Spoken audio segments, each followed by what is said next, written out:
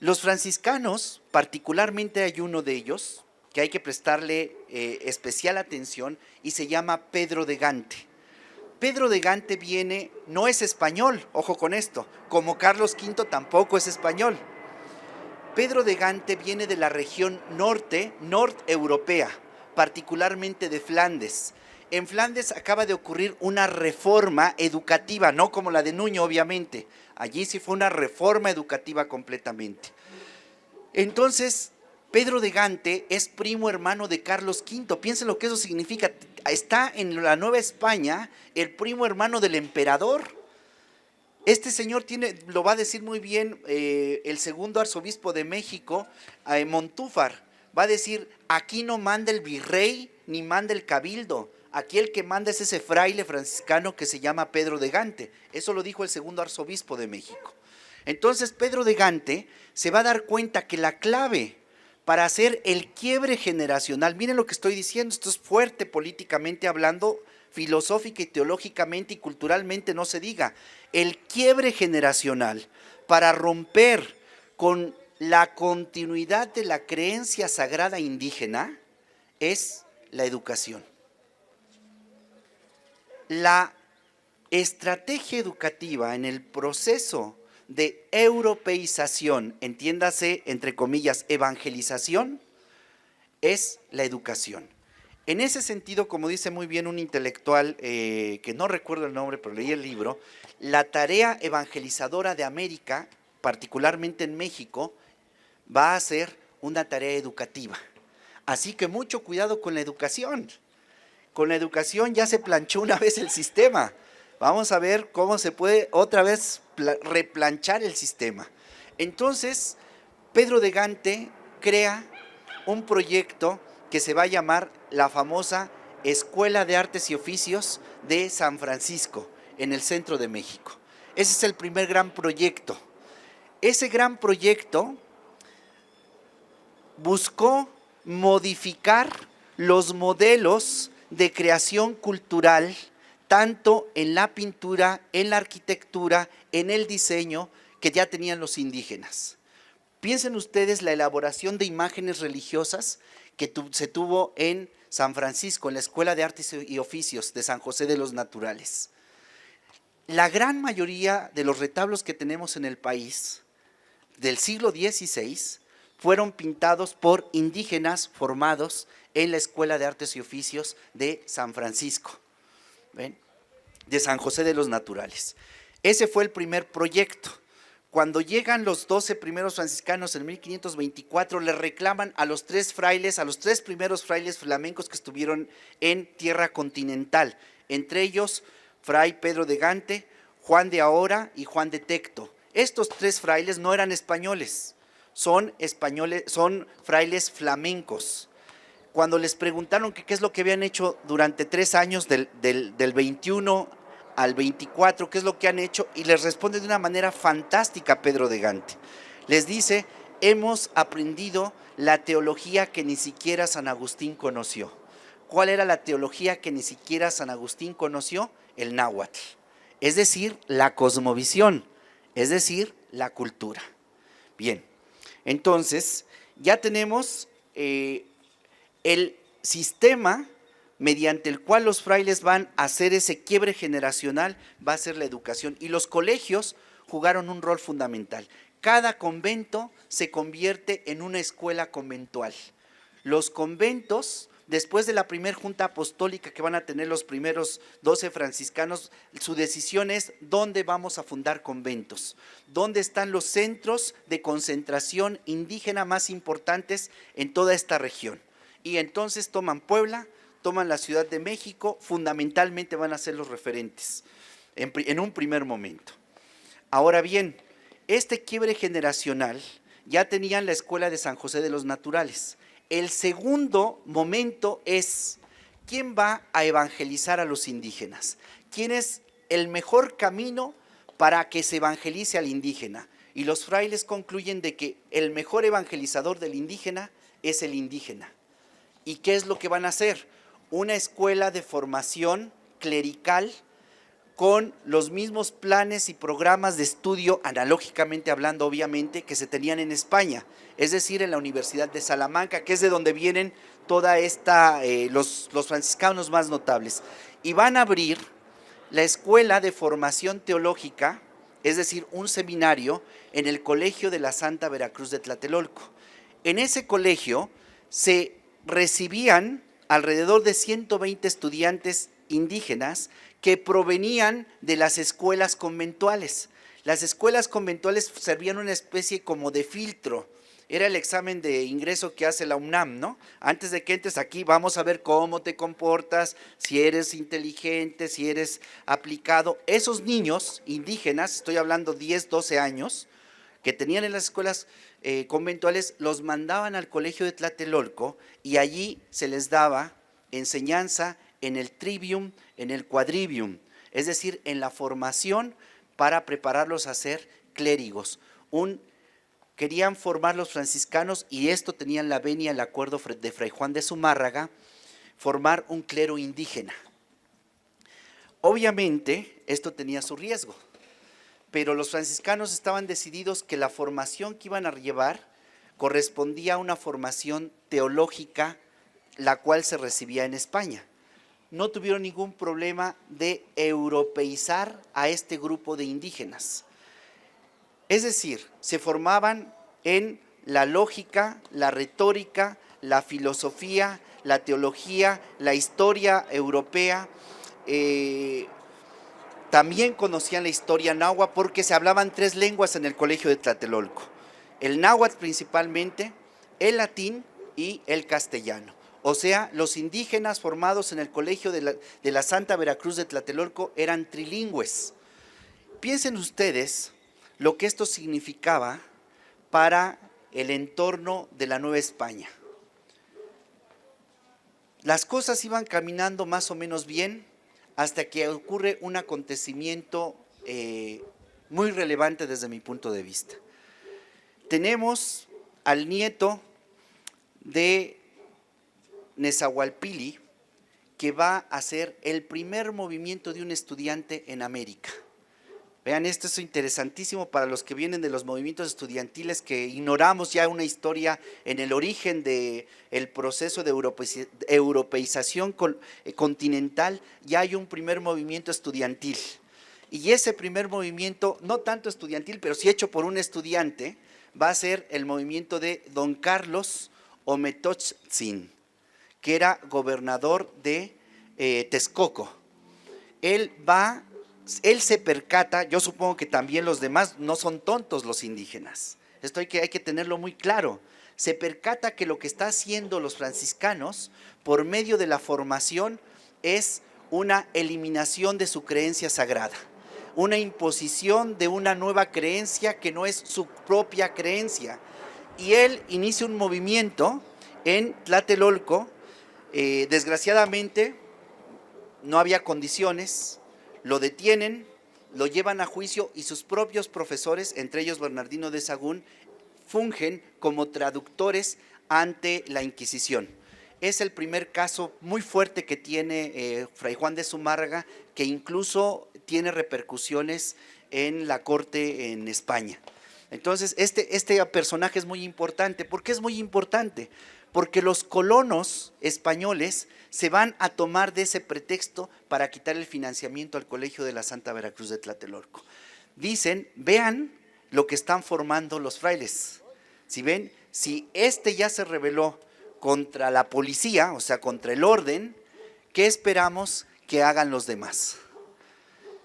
Yo sostengo en mi investigación que el resto de los intelectuales, que ya para entonces son gobernadores, son directores, incluso rectores del colegio de Tlatelolco, se van a dar cuenta que la vía no puede ser una vía armada.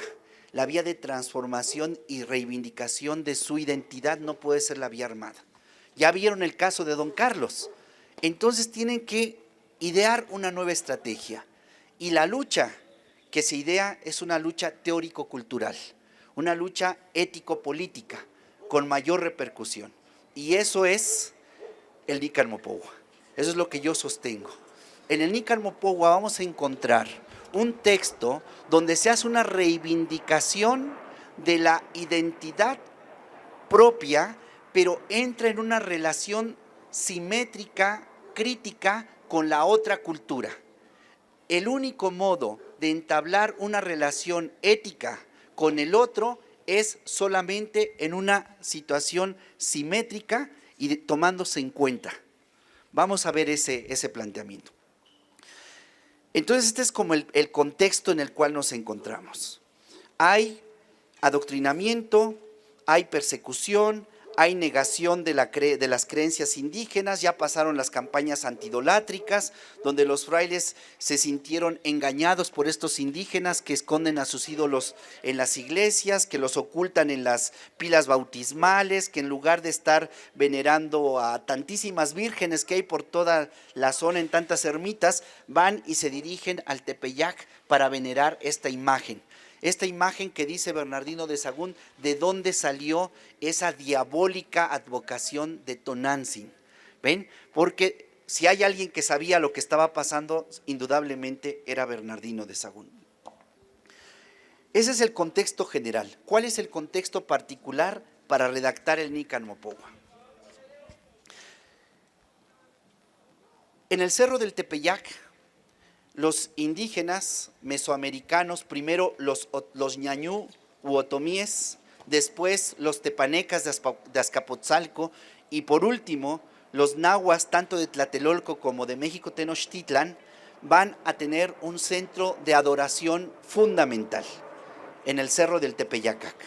En ese cerro se veneraba una imagen que, si ustedes todavía van al Museo de Antropología e Historia, se van a la Sala Mexica, entran y a un lado de Coatlicue, pasan Coatlicue, a la derecha van a encontrar la imagen que se veneraba en el Tepeyacac, que es una investigación del profesor Matos y del profesor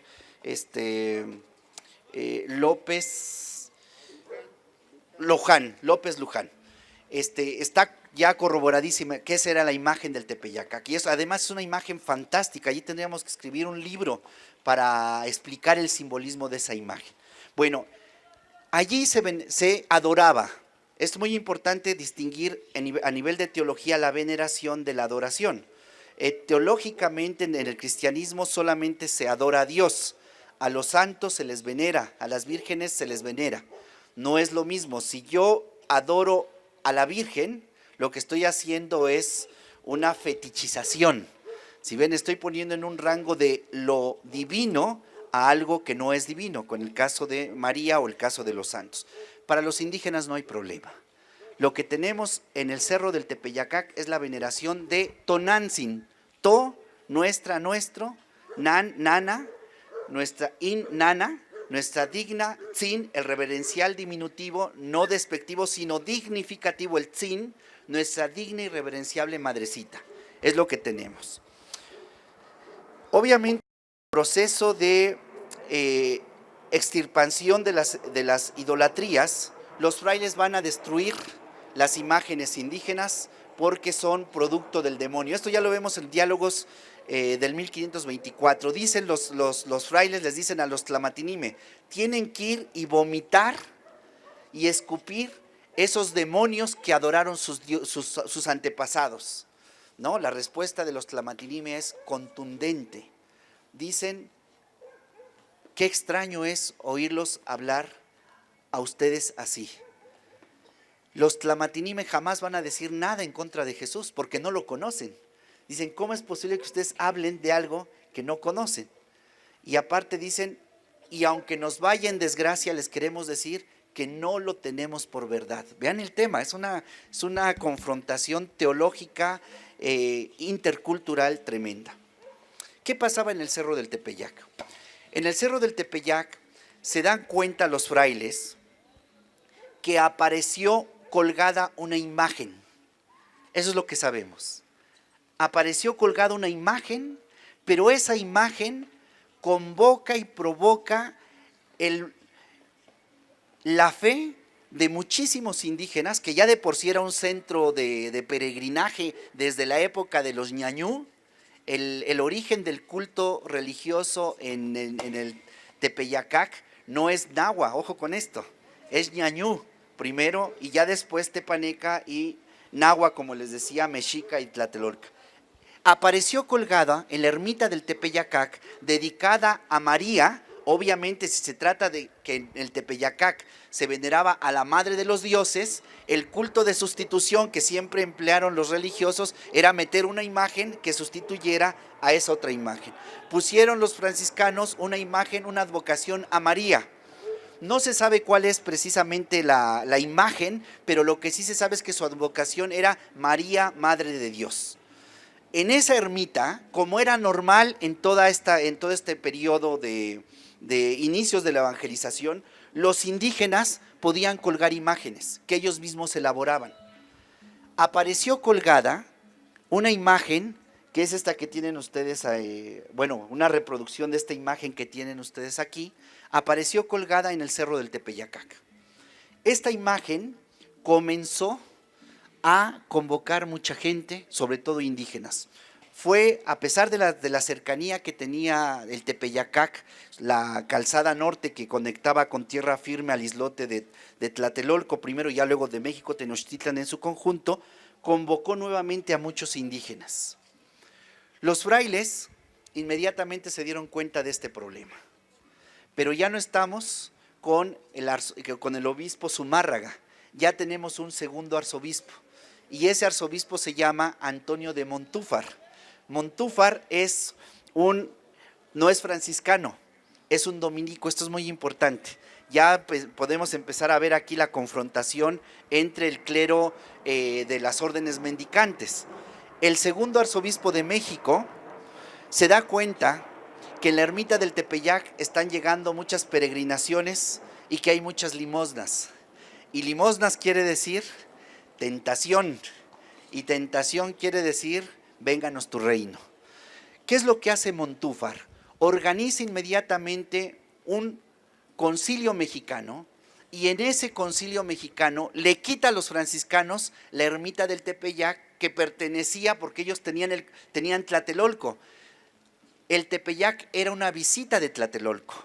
Era una capillita que visitaban los frailes de ahí de vez en cuando y pertenecía a Tlatelolco. Lo que hace el arzobispo Montúfar tiene su territorio en la arquidiócesis, porque ya es arzobispo en la arquidiócesis de México, y el territorio de los franciscanos, el norte, y luego más al norte la ermita. Entonces lo que hace el arzobispo es, en este concilio, reorganiza pastoralmente la arquidiócesis y les quita, usurpa la ermita de los indígenas del Tepeyacac.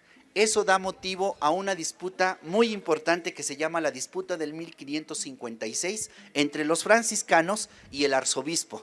Los franciscanos después de que ya el arzobispo les quita la ermita. ¿Por qué les quita la ermita? Por este cuadro, por esta imagen. Los franciscanos denuncian al arzobispo.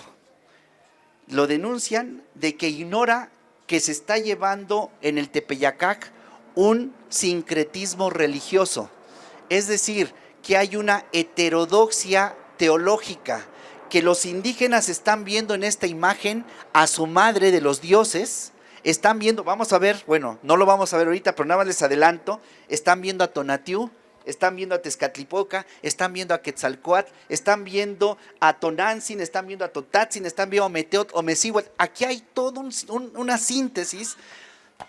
Desde mi perspectiva es la síntesis filosófico-teológica más importante que ha quedado como continuidad y transformación de la creencia sagrada indígena. Esto es Guadalupe.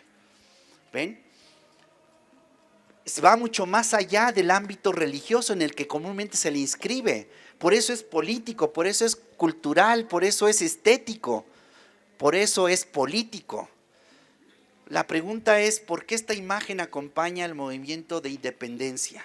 ¿Por qué esta imagen acompaña el movimiento de revolución? ¿Por qué esta imagen acompaña el movimiento de la APO, del EZLN? ¿Por qué a los migrantes? ¿Por qué es la bandera de lucha de los derechos civiles de los migrantes latinos en Estados Unidos y no latinos también?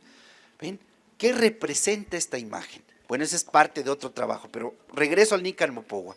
Los indígenas ven entonces aquí la síntesis y la reivindicación de sus creencias sagrada, negada, olvidada, destruida, ninguneada. Esta disputa del 1556, de que el obispo agarra la imagen, la ropa con su investidura clerical y dice no me la tocan, porque pone inmediatamente a un cura que se haga cargo de la ermita del Tepeyac, y los frailes que están denunciando que allí hay sincretismo, que hay idolatría. En medio de esta disputa es donde surge el Nican Mopogua. Los autores del Nican Mopogua, que son indígenas, ya dijimos, pero también son teólogos que se habían formado en el colegio de Tlatelolco, son filósofos, pero Bernardino de Sahagún, con su método, como le dice el profesor León Portilla, es el creador de la antropología moderna, con su método no solamente formaron a los indígenas, los frailes de Salamanca, no solamente los formaron ellos, sino también los van a formar los Tlamatinime, porque Bernardino de Sahagún tomó a estos 12 estudiantes y los mandó a hacer investigación de campo. Y los estudiantes, al entrar en contacto, pero ni más ni menos que con los y las Tlamatinime, es decir, con los sabios y filósofos sobrevivientes del proceso de guerra de invasión y conquista, se deformaron en el sentido de tener una reconfiguración en su subjetividad, donde no solamente ya era europea, sino reivindican su propia tradición y conocen los fundamentos de su tradición. Entonces, cuando ellos ven esta imagen, ven un Amoxtli como lo que es, ven un Amoxtli y ven que este Amoxtli en la disputa entre los franciscanos y el arzobispo amenaza ruina. ¿Qué es lo que se tiene que hacer? Se tiene que sacralizar la imagen. Ese es el Nican Mopogua. El Nican Mopogua es el texto filosófico teológico que viene a fundamentar y a justificar filosófica teológicamente la sacralidad de esta imagen. Y se vuelve intocable la imagen hasta el día de hoy. ¿Sí ven? Gracias al Nican Mopogua, porque esta imagen como pudieron haber destruido, y seguramente destruyeron muchísimas imágenes, pero gracias al Nican Mopogua esta imagen adquiere una teologización, un halo, una protección sobrenatural, porque la narrativa nos va a decir cuál es el origen, por qué está aquí y para qué está aquí esta imagen. Ese es el Nican Mopogua. Entonces, ahora sí, ya entro al Nican Mopogua. Nos vamos ahora sí al texto. Nada más voy a dar algunos ejemplos de lo que dice el texto y para que vean ustedes el diálogo interreligioso, simétrico, es decir, ético que hay en el Nican Mopogua. Yo sostengo que el Nican Mopogua hoy para nosotros, 2017, es un ejemplo del diálogo en y entre las culturas. ¿Cómo se debe dar esta relación dialógica entre las culturas? Porque los indígenas que redactan el Nican Mopogua le van a decir a la comunidad cristiana necesariamente, siglo XVI, recuerden ustedes, pero quiere decir al mismo tiempo política. Le van a responder a el Diálogos de 1524, cómo debe ser el diálogo entre las culturas. No es como lo hicieron en 1524, van a decir, tiene que ser como se plantea el diálogo entre Tonantzin Guadalupe y Juan Diegotzin, entre Juan Diegotzin y Fray Juan de Zumárraga. Es el tema. El tema del Nican Mopogua es el diálogo en y entre las culturas en una relación simétrica de respeto y reconocimiento mutuo. Si no hay eso, no hay diálogo, llámenle como cualquier otra cosa, pero no hay diálogo. Pero el diálogo tiene un lugar preferencial. Teológicamente se dice, hay un lugar teológico, hay un lugar de revelación de la verdad, diría Ignacio Ellacuría, un lugar que da verdad. Y ese lugar que da verdad, dice el Nican Mopogua, y ya voy a entrar al simbolismo, dice Tonantzin Guadalupe, no es Tlatelolco, no es México, es decir, no es la sede del poder, no es el lugar donde está Zumárraga, sino es el lugar de la periferia, es decir, el Tepeyacac, donde están los indígenas, donde están los que no cuentan, los que no valen para el poder, pero para la transformación de la realidad integral, cósmica, ese lugar es el lugar de la víctima. Y a partir desde allí es como se recrea. Por eso el lugar de irrupción de Tonantzin Guadalupe, según sus redactores, en el Nican Mopogua, es el lugar de las víctimas, no es el lugar del poderoso. De hecho, si empezamos con el tema, bueno, todo esto es el pretexto para llegar al tema. Tenemos una narración que dice que a 10 años de que fue destruida México Tenochtitlan, eso es tremendo. El contexto del Nican Mopogua es una situación de muerte, de desesperanza, de destrucción. México Tenochtitlan hay un difracismo y una imagen semasiográfica con la cual se le identifica, y son los escudos y los dardos. Y dice el Nican Mopogua, están en el suelo los escudos y los dardos, o sea, México está acabado, está fundido. Y dice, muy de madrugada, puro lenguaje simbólico, estamos ya con la narrativa simbólica, muy de madrugada había un hombrecillo, su nombre era Juan Diego, vivía en Cuautitlán, puro simbolismo, no estén pensando ustedes en el lugar físico, sino lo que significa el lugar de las águilas, el lugar donde está el conocimiento, donde está la verdad, donde está Dios. Pero es la periferia, el lugar donde está Dios no es el lugar del poder. Por eso estos sinvergüenzas católicos que gobiernan, yo digo, si conocieran realmente lo que dicen creer y fueran un poquito coherentes con lo que dicen, no harían las sinvergüenzadas que hacen. Pero bueno, esa es otra, no es otra cosa, tiene que ver con esto, por eso lo traigo a colación. Entonces Juan Diego va pasando por el Tepeyacac. Ahora, el Tepeyacac es muy importante, es un cerro. ¿Qué significa el cerro en el mundo indígena? El cerro, todo pueblo que no tenía su cerro, hasta el día de hoy ustedes lo pueden comprobar, vayan a Santa Cruz Ochitepec, vayan a la estación siguiente del metro Tepepan, o sea, necesita su cerro. ¿Qué es el cerro? Es el Altepetiolotl. En náhuatl, Altepetl es cerro, y Yolotl es el corazón. ¿Qué es el cerro? Es el corazón del pueblo. Es el lugar donde Dios mora. Si ustedes revisan un poquito la tira de la peregrinación, se van a dar cuenta que Huitzilopochtli habla desde dentro del cerro. ¿Por qué? Porque el cerro es el corazón del pueblo. Tonantzin, analógicamente hablando, revisen un poquito el Cuicapeucayotl, el origen de los cantos, el primer canto. Y en el primer canto dice lo siguiente: hay un tlamatini, un sabio, que está triste, que está buscando por todas partes dónde encontrar las flores y los cantos. Inxochitl Incuicatl. Inxochitl Incuicatl es otro difracismo que transmite la idea de la sabiduría, del conocimiento, de la felicidad. El tlamatini, el sabio, está buscando las flores y los cantos y no las encuentra. Y dice, y de repente se encuentra a un colibrí. Y el colibrí le dice que va a encontrar las flores y los cantos en la cumbre del cerro. Que vaya a la cumbre del cerro. El tlamatini sube a la cumbre del cerro y encuentra las flores. Y cuando encuentra las flores se alegra su corazón, pero se pone triste y comienza a llorar. ¿Por qué comienza a llorar el tlamatini? Porque se pregunta, ¿quién le llevará esta felicidad a mi pueblo? Porque yo ya estoy en la felicidad, pero mi pueblo no. Y entonces él toma las flores y va en la búsqueda de su pueblo. Ese es el Cuicapeucayotl. ¿Les parece analógicamente el relato a las apariciones de Tonantzin? Un pobre que va pasando, que se encuentra una mujer que sale a su encuentro, que lo manda al cerro a buscar las flores que están allá arriba, viene y luego las tiene que llevar con el obispo. ¿Para qué? Para que confirme la aparición de Tonantzin.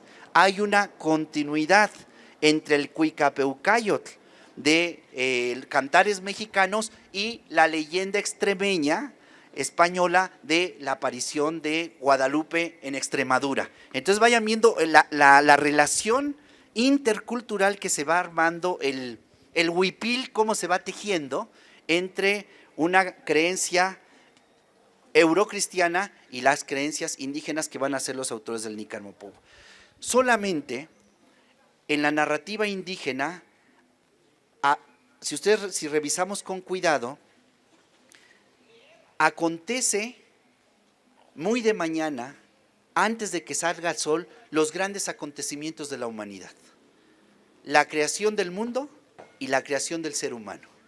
Solamente en esos momentos es cuando dice, muy de mañana, antes de que saliera el sol, los dioses se pusieron de acuerdo. Los dioses reflexionaron. Bajó Quetzalcóatl al Mictlán para encontrarse con Mictlantecutli y juntar los huesos sagrados. Es antes de que saliera el sol, muy de madrugada. ¿Qué nos está diciendo el Nícar Mopogua? Que nos preparemos, porque va a venir un gran acontecimiento tan importante como la creación del ser humano o la creación del mundo, y es la irrupción de Tonantzin Guadalupe. Ahora, cuando Juan Diego ya está abajo del cerro, dice el texto, el Nícar Mopogua, que empezó a escuchar cantos como de pájaros. Vean qué interesante, escuchó cantos, y dice, y como que el cerro les respondía, y se entabla un diálogo entre los pájaros y el cerro. Simbólicamente, ¿qué quiere decir? El pájaro, el quetzal, la pluma, es lo sagrado. Lo sagrado. Dios habla y le responde el cerro, que también es otra imagen de lo divino. Ya les dije, es el Cuicapeucayo, del corazón del pueblo. Entonces se entabla un diálogo divino para la irrupción de lo que viene. ¿Y qué es lo que viene? Dice Juan Diego, ¿acaso es merecimiento mío lo que escucho? Aquí es una cosa muy importante, porque él apela al tema de la masehualidad. Masehuali quiere decir merecimiento. Cuando ustedes van a Puebla o van por allá por mi rancho, que no soy de Puebla, pues soy del Estado de México, pero se usa lo mismo, siempre dicen, ya mereció, o sea, ya comió, ya tuvo merecimiento. El merecimiento es el tema de la dignidad. Los seres humanos tenemos merecimiento, tenemos dignidad, por eso somos masehualis. Pero vean qué interesante, la masehualidad indígena no es como la dignidad europea. Yo soy digno porque soy yo, porque soy un sujeto y en tanto sujeto soy digno. No, aquí, en el mundo indígena, la dignidad se recibe. Yo estoy en deuda con el otro, por eso siempre tengo que estar yo ofreciendo al otro para resarcir esa situación de generosidad que yo he recibido. Yo estoy en deuda siempre con el otro. Ese es el sentido de dignidad, de masehualidad en el mundo indígena. Ahora bien, cuando Juan Diego se pregunta si es digno de escuchar, de ver lo que está aconteciendo allí en torno a él, estamos hablando de una teogonía, de una manifestación de lo divino. Viene la epifanía de algo que lo va a trascender completamente. Juan Diego, piensen ustedes que se trata de un texto que ya están pensando sus redactores que va a haber objeciones con él. Entonces Juan Diego se hace las preguntas más radicales. Él dice, ¿es merecimiento mío? ¿Acaso estoy dormido? ¿Por ventura es verdad lo que escuchan mis oídos? Vean, si ustedes revisan un poquito filosofía, el discurso del método de Descartes va en esa línea. Descartes dice, ¿acaso podemos pensar que estamos durmiendo y no estamos en una conferencia interrumpidos por la delegación y por la energía vigorosa de estos jóvenes? ¿Sí ven? A lo mejor nada más estamos durmiendo. Bueno, podemos presuponer para romper cualquier crítica al planteamiento. Entonces, pero dice después Juan Diego, ¿acaso estoy en Xochitlalpan? Lo que está viviendo le remite a Juan Diego a eso, Xochitlalpan, Xochitl, flor, Tlalpan, la tierra florida. Analógicamente hablando con el mundo cristiano diríamos el paraíso. ¿Acaso no ya estoy en el paraíso? Está la felicidad que tengo aquí, ganamos justicia, libertad, democracia, ya no hay corrupción, o sea, ¿acaso estamos en Xochitlalpan? ¿Ven? Analógicamente hablando, aplicando a Juan Diego al contexto del 18 que vamos a ganar. Pero bueno, vamos a seguir adelante. Claro, se tiene que transformar esto, si no luchamos para ganar, ¿para qué luchamos, compañeros? Y más, van a ver a quién tenemos aquí de aliada, la morenita y simbólico, piensen ustedes ahí, vamos ahí. Juan Diego se pregunta entonces, ¿no estoy en Xochitlalpan? ¿No estoy en Tonacatlalpan? ¿Acaso es merecimiento mío estar aquí? Y después le viene la respuesta a Juan Diego.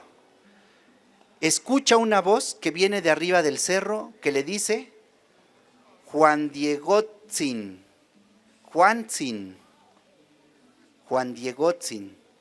¿Qué quiere decir esto? Es la transformación más radical que podemos nosotros entender de la subjetividad humana.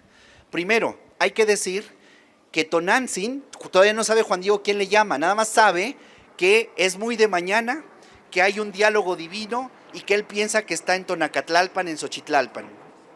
Y que de allá viene una voz que le dice, para empezar, Juan Diegotzin. Le llama con su nombre completo, pero le pone el tzin. El tzin, ya les dije a ustedes, compañeros, es el diminutivo dignificativo reverencial. Cuando ustedes llegan a su casa, ustedes ya ni cuenta se dan de esto, pero es porque ya lo vivimos, lo estamos mamando todo el tiempo. Y su esposa le dice, vente viejito, para empezar, ya le dijo viejito, para empezar. Le acaba de decir, digno y reverenciable anciano, ven conmigo. Bueno, no dijo anciano, dice viejito, ven conmigo, primero. Y después le dice, te voy a dar un taquito, te voy a dar un digno y reverenciable taquito, es lo que está diciendo. Entonces Juan Diego, que es un indígena de la periferia, que no vale, que no cuenta, que le hacen fraude cada vez que hay elecciones, que le dan su monex, que lo engañan, todo eso dice Juan Diego. No, bueno, no lo dice así, pero él dice, soy ala, soy cola, soy estiércol, soy escalerilla, soy polvo. O sea, le está diciendo todas las definiciones que ustedes quieren que usan los políticos, bueno, tampoco esos políticos, porque nosotros también somos políticos, para referirse al pueblo. Ese desprecio es lo que está diciendo Juan Diego. Yo soy un despreciable, o sea, ¿cómo me mandas a mí a hablar con el delegado si yo no valgo nada? ¿Ves que nos ponen el ruido cada 8 días y quieres que sigamos poniendo el changarro? ¿Ven? Ahí está. Juan Diego mismo ha interiorizado la imagen que el sistema le ha creado. Por eso cuando Tonantzin le dice Juan Diegotzin, Juan Diego dice como que se alegró su corazón. Esa expresión es tremenda. Está diciendo el corazón, piensen ustedes que en náhuatl, inistli, inyolotl, es el rostro, el corazón. Y el corazón y el rostro es uno. Este es Juan Manuel. Yo soy rostro y soy corazón. Entonces, si mi corazón está triste, estoy mal. Estoy mal. Y dice el texto que como que su corazón se alegró. O sea, entró en una situación de reconocimiento Juan Diego, tremenda, que alguien que se lo ningunea le dice que no vale, de repente una mujer se le aparezca y le diga, digno y reverenciable Juan, ven conmigo, pero le dice Juanito, y luego dice Dieguito, digno y reverenciable Dieguito, ven conmigo, y dice dice el texto, se alegró su corazón y fue, y dice el texto, y no tuvo miedo. ¿Por qué? Porque Tonantzin, esta mujer, llama a Juan Diego a que se ponga en él en una relación simétrica, de iguales, de dignidad. No llegó Juan Diego, como van a ver cuando, bueno, ya no nos va a dar tiempo de llegar hasta allá, pero ustedes ya se meterán a internet y verán el texto o a ver cómo le hacemos para que tengan mi libro y lo interpreten, verán que ante Juan Diego, ante Juan de Zumárraga, Juan Diego se hinca, ante Tonantzin no. Vayan viendo el juego de la actuación, de la teología narrativa que hay en el texto. Es realmente fundamental. Ya que están allí, Tonantzin le llama y le dice, ¿a dónde vas, el más pequeño de mis hijos? Y empieza un diálogo de respeto, de reconocimiento, de ternura, de cercanía entre Juan Diego y Tonantzin, que le va a reconstituir, esto es lo importante, compañeros, le va a reconstituir toda su subjetividad a Juan Diego. Toda, completamente. Van a ver ustedes al principio un Juan Diego que dice no valgo nada, después se emociona, cuando está con Tonantzin se emociona, cuando está en el Tepeyac está feliz, se lleva de a cuartos con Tonantzin, cómo amaneció tu cuerpecito, yo estoy muy bien, y acá contando todo con ella. Pero cuando llega al palacio del arzobispo y le ponen sus guamazos los servidores del arzobispo, así como los encargados de la delegación que nos ningunean, igualitos los del arzobispo. Vayan viendo la analogía, porque es una narrativa como los evangelios, como cualquier texto sagrado otro, es una narrativa analógica, es decir, que se puede aplicar a diferentes contextos, porque es un paradigma, no se nos está narrando un acontecimiento histórico como tal. Si nosotros pensamos que esto es un acontecimiento, ya estamos mal. Por eso los antiaparicionistas no entienden nada, porque piensan que esto es lo fundamental es a ver cómo les mostramos con pelos y pruebas que eso fue histórico. O sea, no ese es el sentido, es un sentido simbólico. Lo fundamental aquí es el mensaje, qué es lo que se quiere comunicar. Y lo que se quiere comunicar es que los indígenas tienen dignidad y tienen derecho a tener autonomía. Y no solamente los indígenas, porque dice Tonantzin, y todos los pueblos que a mí se acerquen. Es un paradigma de respeto, reconocimiento, de transformación sociopolítica. Por eso la encontramos en los grandes movimientos de transformación y la seguiremos encontrando, aunque Norberto Rivera, que ya, qué bueno que se fue, la tenga secuestrada, seguirá, porque esto va mucho más allá de lo que comúnmente se le inscribe lo religioso. Bueno, ¿qué le dice Tonantzin? Muy fácil. Le dice, mira Juan Dieguito, para empezar, tú eres muy importante, es lo que te quiero decir, que tú eres muy, muy importante para mí. Y yo tengo un proyecto. El proyecto que tengo se llama Teocaltzin. Teo, Teutl, divino, sagrado, Dios, diosa, en náhuatl. Cali, casa. Tzin, digno y reverenciable. Quiero mi digna y reverenciable casita. ¿Qué quiere decir esto? Esto es lo más, yo digo, de los elementos más fuertes del Nican Mopohua. Si ustedes revisan el folio número 1 del mal llamado Códice Mendocino, el folio número 1 del mal llamado Códice Mendocino, van a encontrar que está México, Tenochtitlan, dividido en sus 4, que es el Quincunce, y en el centro tiene a Huitzilopochtli. Y luego está Tenoch, sus ministros, incluso el ministro del agua, si se dan cuenta, uno de los indígenas que están allí, de los gobernantes, está a su piecito tocando el agua, es el administrador de todas las aguas de la ciudad. Pura escritura semasiográfica, nada de que, ay, mira qué bonitos pusieron aquí, todo tiene un sentido. Hay un ejercicio de racionalidad crítica. Bueno, en ese primer folio van a encontrar arriba de Huitzilopochtli algo fundamental. Y eso fundamental van a encontrar un templecito. Van a encontrar una casita. Métanse ahorita los que traen internet, búsquenlo y van a encontrar inmediatamente una casita. Es el templo, es el Teocaltzin. También, si ustedes revisan un poco este mismo códice, pero en el apartado de los tributos, se van a dar cuenta que están los teocalis, es decir, los templos sagrados, pero están ardiendo, están destruidos, simbolizando que fueron señoríos sometidos por los mexicas. Pero ¿qué es lo que está incendiado? No está detenido el güey Tlatoani de los... No, está incendiado el templecito, el Teocaltzin. ¿Qué quiere decir esto? Que todo pueblo indígena que tenía su propio templo, su Teocaltzin, tenía autonomía y dignidad como pueblo. Repito, autonomía y dignidad como pueblo.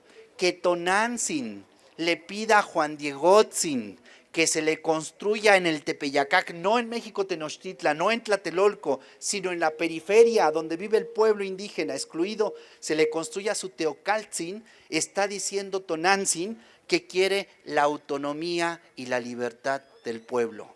Por eso es político. Está criticando ni más ni menos que la base que sustenta y sostiene el imperio más importante de la época. ¿Ven? El imperio español. Tonantzin, al pedir su Teocaltzin, no es como cuando interpretan allí en la basílica,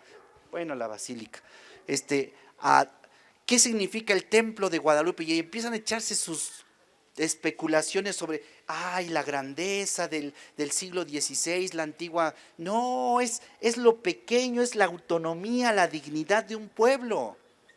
Esa es la teocaltzin que le pide Guadalupe a Juan Diego. Pero ¿qué pasa por ese teocaltzin?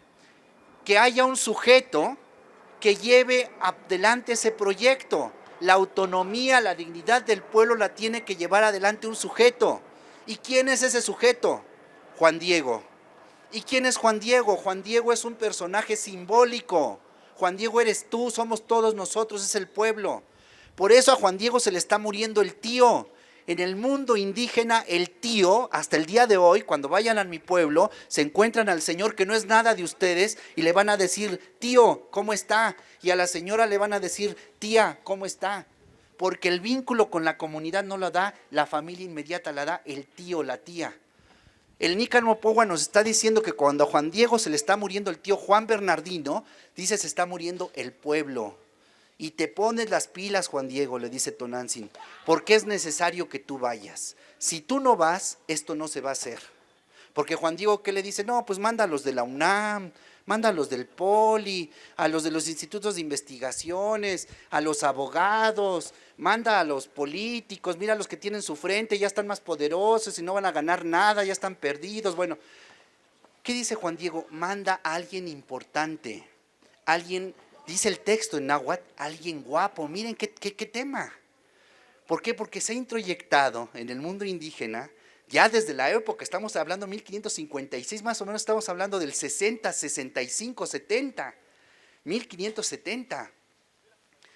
El indígena no vale, no cuenta.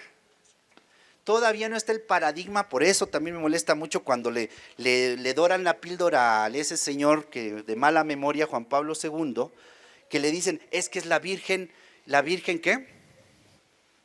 Mestiza. Aquí no hay nada de mestizaje, absolutamente. Claro, mestizaje cultural sí, pero no racial como nos lo quieren hacer creer. Esta es una mujer indígena que viste el huipil indígena y que habla la palabra indígena. Tonantzin, a diferencia de muchísimas otras apariciones marianas, habla en náhuatl, ojo con esto. Y se dirige, el Nícan Mopogua no está en castellano, el Nícan Mopogua está en náhuatl. Si ven, vayan viendo toda la lucha de reivindicación cultural de una identidad que se está afirmando, que se niega a morir porque no ha morido. Cuando los indígenas, morido. No, bueno, híjole, no han muerto. Qué bárbaro, y cortan eso por favor. Van a decir, tanto mandamos a estudiar a Juan Manuel para que terminara con lo morido, ¿no? Bueno, no ha muerto. ¿Qué es lo que vieron los indígenas aquí? La síntesis de su creencia sagrada y de su pensamiento más profundo. Aquí está presente. El Nícan Mopogua va a ser un esfuerzo teórico, filosófico, teológico, de reivindicación de esta creencia y de esta tradición. Pero vean qué interesante, cuidado, vean qué interesante. El Nícan Mopogua no va a decir como lo que hicieron los franciscanos en el 24. En el 24 los franciscanos le dijeron a la creencia sagrada indígena, abomínenla, escúpanla, vomítenla.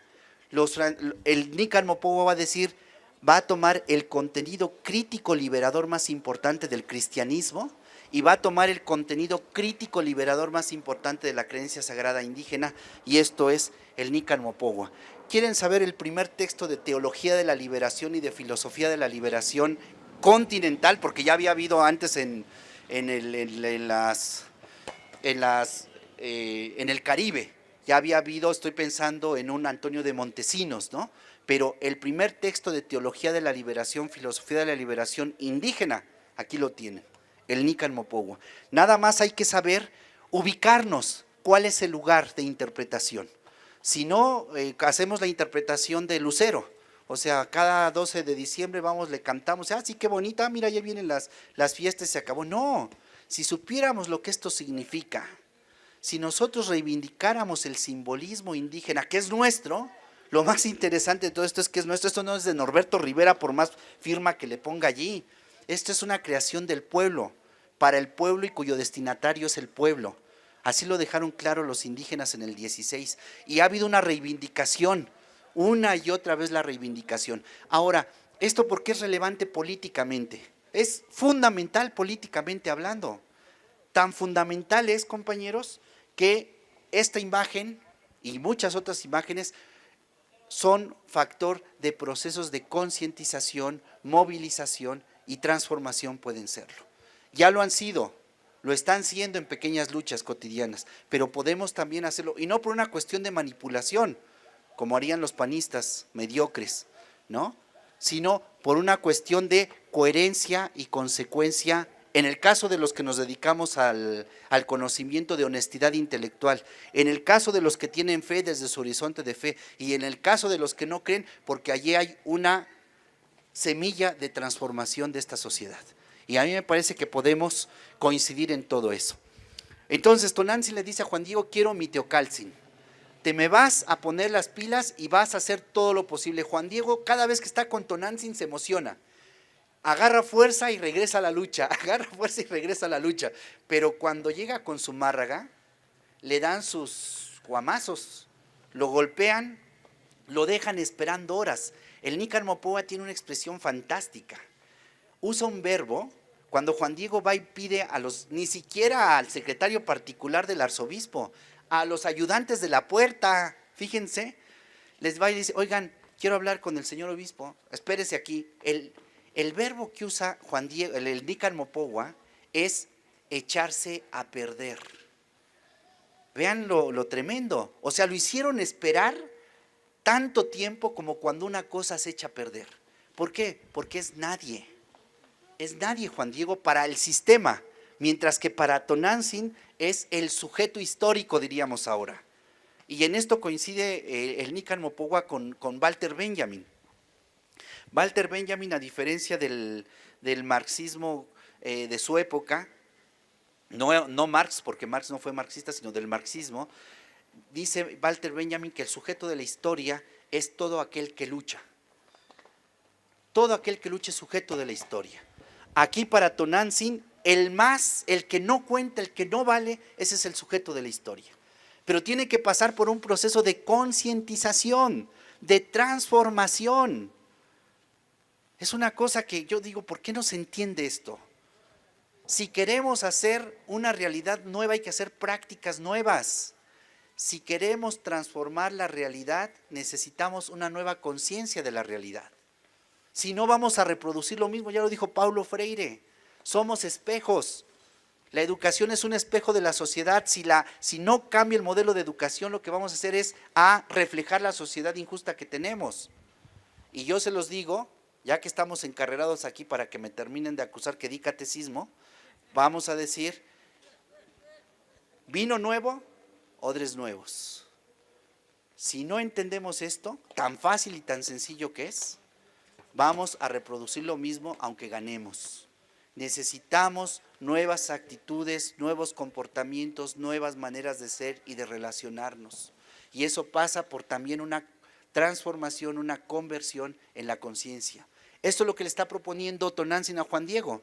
Si tú no crees que eres sujeto, Juan Diego, no la vas a hacer. No la vas a hacer. Necesitas quitarte de tu cabecita de que nada más viniste a hacer el trabajo de tu muerte, de que no van a transformar las cosas. Lo que le viene a decir Tonantzin a Juan Diego es: la situación de injusticia, de opresión, para empezar, no es natural, y segundo, no es para siempre. Ese es el mensaje del Nícar Mopowa. Por eso es tremendo. Cuando yo sea muy poderoso y ya sea el Señor del universo, voy a destruir, bueno, no voy a destruir Tonantzin, no es cierto, pero vamos a seguir manipulando esto. Si ven que no se ve el contenido crítico emancipador. Y nada más les estoy mencionando algunas temáticas. Ustedes encontrarán en este libro, ya estoy haciendo propaganda y ni el libro tengo, pero van a encontrar cada frase, cada idea, un análisis del náhuatl al castellano y con referencias a muchos textos. ¿Por qué? Porque lo que me interesa a mí es hacer una especie de exégesis, de meterme al sentido del texto para mostrar que incluso la traducción actual que tenemos del Nícar Mopowa no corresponde. No corresponde. Fíjense a qué nivel estamos. ¿A qué nivel estamos? Tanto lo hemos traído, lo tenemos, lo conocemos, pero lo manejamos y lo conocemos de una manera funcional. Yo sé que este chip ya lo tenemos acá. Lo que hay que moverlo es el lugar, desde donde lo interpretamos. Voy cerrando diciendo lo siguiente.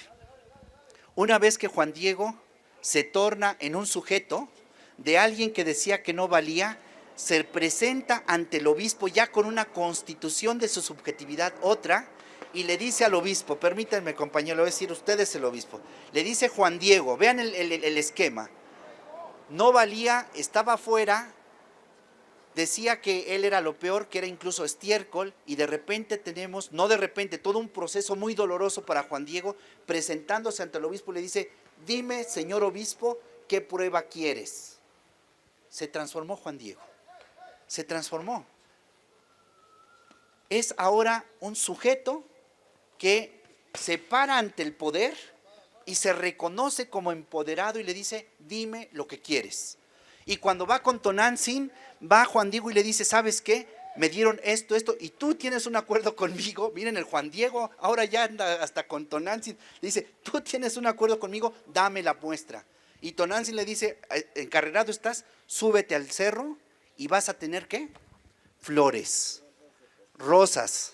Y entonces tenemos, miren, el cierre del Nican Mopogua. El Nican Mopogua es, ¿qué les dije al principio que escuchó Juan Diego? Cantos. ¿Qué lleva Juan Diego de prueba al obispo? Flores. Eso se llama en náhuatl Inxóchitl Incuicatl. Es nuevamente el difracismo. El Nican Mopogua es flores y cantos. Es la síntesis del pensamiento indígena en lo más profundo. ¿Qué tenemos aquí con Tonantzin, con la imagen? Tenemos cerros floridos. Vean, estas que llamamos nosotros flores son cerros.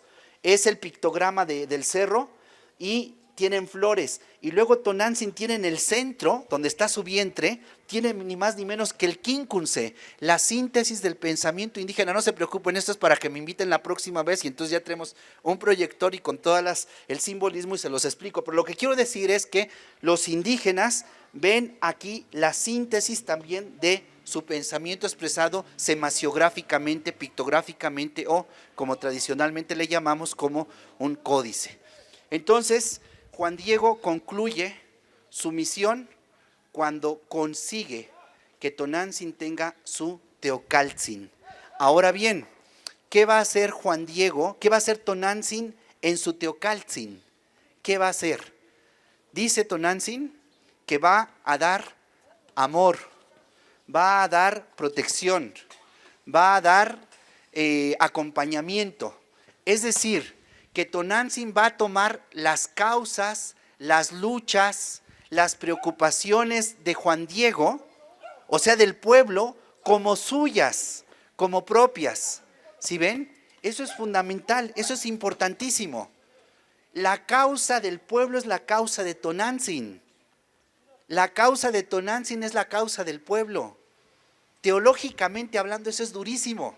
Es decir, que el proyecto de Dios, en este caso de la diosa Tonantzin, que se las presento y así tal cual, sé que me van a linchar y no se va a vender mi libro, pero no importa.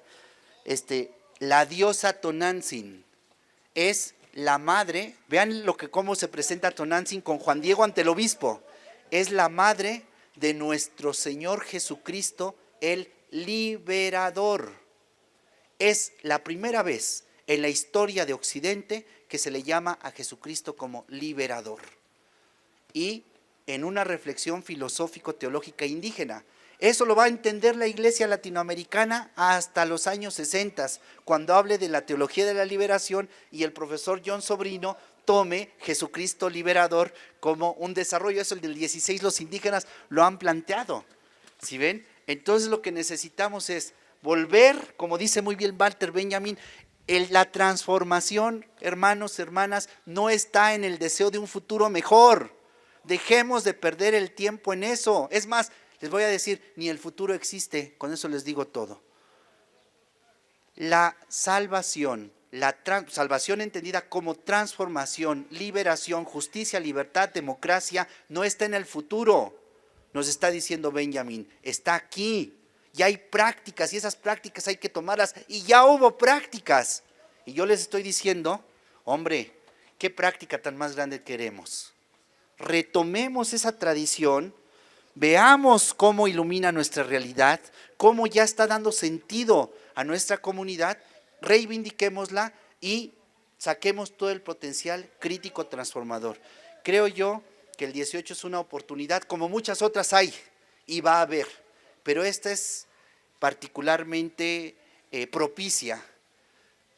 Aprovechemos la coyuntura, aprovechemos y que sintamos que no solamente vinimos a hacer en esta vida el trabajo de nuestra muerte, sino venimos aquí para tener nuestro Xochitlalpan, nuestra Tonacatlalpan y en última instancia nuestro Tepeyac.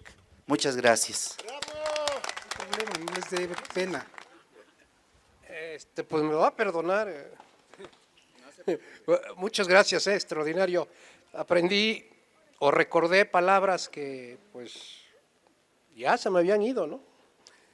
La que no se me ha ido nunca es Tonantzin, ¿sí? Pero no se me ha ido no porque crea en ella, que ese es parte de mi, ¿qué diríamos? Bueno, no creo, simple y sencillamente no creo. ¿Por qué? Porque lo que sí creo es que tal vez haya sido una, no sé si virgen árabe, por la cuestión esta de la luna, y que pues los españoles inteligentemente tenían que destruir culturas. Esas culturas extraordinarias que hubo en Mesoamérica, pues tenían su adoratorio, algunas, y era el Tepeyac. Entonces los españoles dijeron, pues de aquí nos agarramos, ¿no? E hicieron, claro, había defensores como los que nos platicaba de la escuela Tlatelolco, los sabios, pero que ha jugado un papel muy importante el simbolismo de la guadalupana en los movimientos sociales, y qué bueno, ¿no? Desde la independencia, pero también desde el sometimiento, del no pensar. Y esa es mi preocupación, porque uno de mis problemas de la guadalupana existencial también es cuando estábamos en el plantón para la defensa de las reformas estructurales, y pues uno pensaría que la gente sabe o tiene alguna intuición, y entonces los del buzón ciudadano estábamos ahí, yo sentado en la banqueta casi llorando, viendo la indiferencia de esos guadalupanos. Trato siempre de entenderlo, darle una explicación, pero me es muy corto a mi mente para explicar todo este movimiento de valemadrismo, tal vez, de no conocerlo. Y es ahí donde, pues, al fenómeno guadalupano, pues le doy un extraordinario valor, no teológico. Gracias. Gracias. Bueno, en primer término yo quiero decirle, maestro, que me anote para su libro, porque me interesa muchísimo, en primer lugar. Luego, quiero decirle también que yo tengo un grandísimo interés en el estudio de nuestro idioma náhuatl, llevo algunos años estudiándolo, y tengo una traducción del Nican Mopogua. Con mucho cuidado le hicimos un grupo en el que yo estaba trabajando, que he dejado un poco, y trae unas cosas muy interesantes porque cada palabra, cada palabra en su estructura gramatical, en su semántica, descubriendo lo que una palabra aglutinada dice con todo su simbolismo y su hermenéutica. Entonces, hoy que lo escucho, me llena mucho de gozo porque verdaderamente es una reivindicación de lo nuestro, de lo que yo llamaría nuestra gran Anáhuac, no Mesoamérica, y me parece muy importante eso en todo momento y ahora sobre todo, porque se ha utilizado la imagen de la guadalupana el simbolismo de Juan Diego como una forma bueno, en primer lugar, de adoctrinamiento, en segundo, de la idea de que el pueblo, los mexicanitos, somos Juan Diego, que somos sumisos ante la madrecita, y la madrecita como una imagen de poder.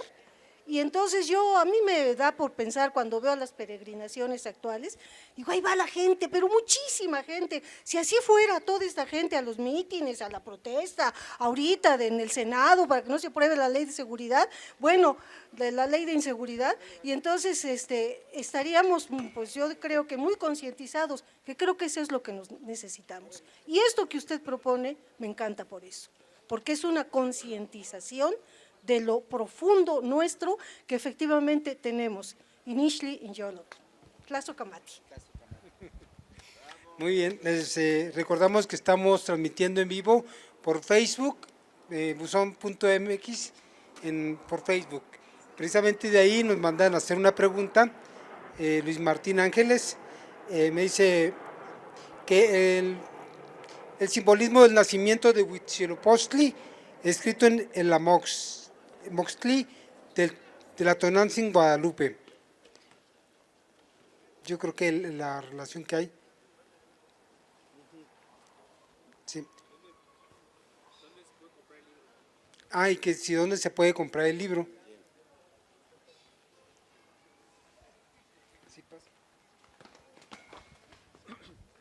Tres cuestiones rápidas. En los principios zapatistas, mandar obedeciendo y para nosotros, para todos, todo y para nosotros nada, tienen un significado en relación a su ponencia. Y tocó la cuestión del 18. Yo creo que es muy importante, que muy poca gente ha entendido. Vamos a ganar en el 18, pero siempre y cuando nos organicemos en comités de base que realmente trabajen con el pueblo, que no le tengan miedo al pueblo, que se acerquen al pueblo.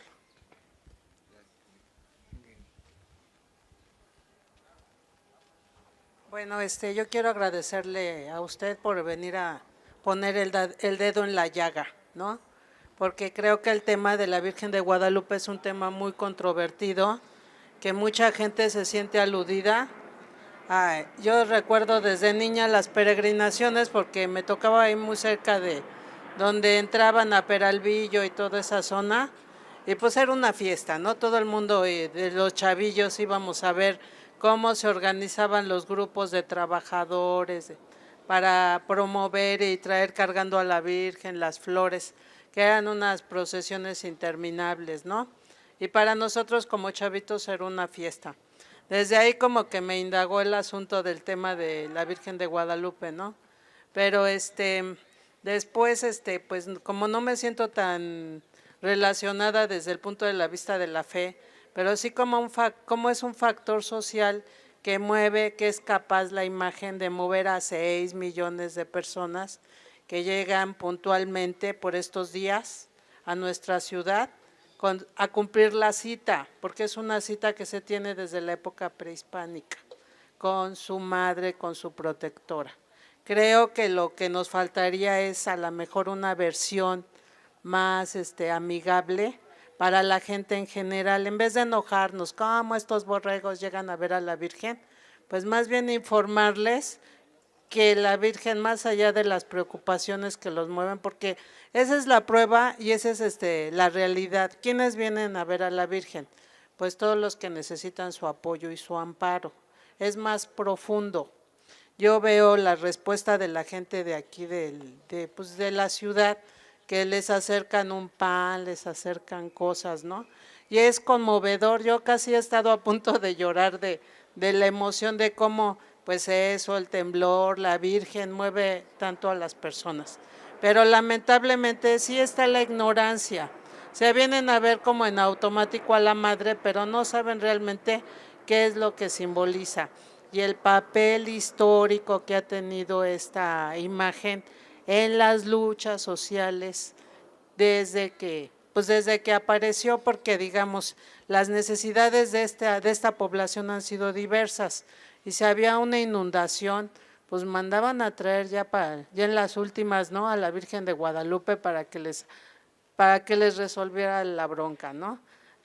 Entonces, pues a lo mejor sí se podría pues acercar más en una versión de esta, digamos, de este diálogo de estas dos culturas, de cómo se recupera pues esta imagen profunda, pero también acercárselo más al pueblo, para que el pueblo pueda saber realmente lo que tiene que ver, su valor que tiene la Virgen. Entonces creo que el tema no es así tan de segunda, sino es un tema de lo más profundo que toca el corazón de los mexicanos, es el dedo en la llaga, ¿no? Justamente. Y bueno, pues agradecerle que se pudo dar este espacio para poder hablar de pues de esta imagen que pues todavía mueve a toda la gente, ¿no? Y mueve a los mexicanos. Es la madre de todos en muchos sentidos, ¿no? En lo político, en lo económico, en lo social y en lo religioso. Gracias.